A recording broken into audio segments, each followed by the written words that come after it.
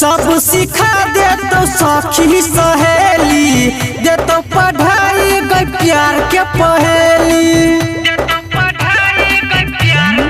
हाँ हाँ सब सिखा दे तो सखी सहेली दे तो पढ़ाई गई प्यार के पहेली।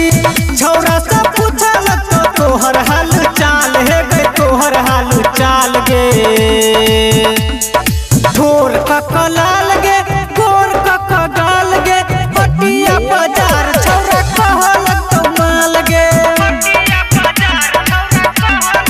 हाँ गे ढोर का कलाल गे गोर का कगाल गे हटिया बाजार छौरा कहल तो माल गे। ढोर का कलाल गे गोर का कगाल गे हटिया बाजार छौरा कहल तो माल गे। सुखीपुर बाजार देखी को छौरा के देबही जे है सगे तोरे से छौरा सब बजे तो छौरी फैस गे। छौरा मांगल तू छौरी तोहर नाम बढ़ गे कहतो बहन जो तू हमर लवर गे। रे दिन तोरे करतो ख्याल है गे करतो ख्याल गे।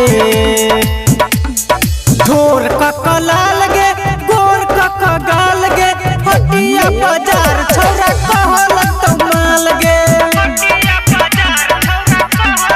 हाँ गे ढोर का कलाल गे गोर का कगाल गे हटिया बाजार छौरा कहल तो माल गे।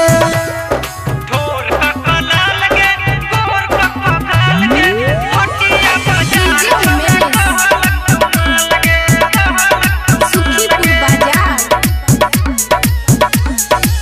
कान के बाली देखी यही के कजरा छौरी के छौरा तोहर बुझ गेलो मजरा। छौरी के छौरा तोहर बुझ गेलो मजरा। छौरी तोहर जवानी गेलो खिली गे जे बही राइटर नयन समिली गे।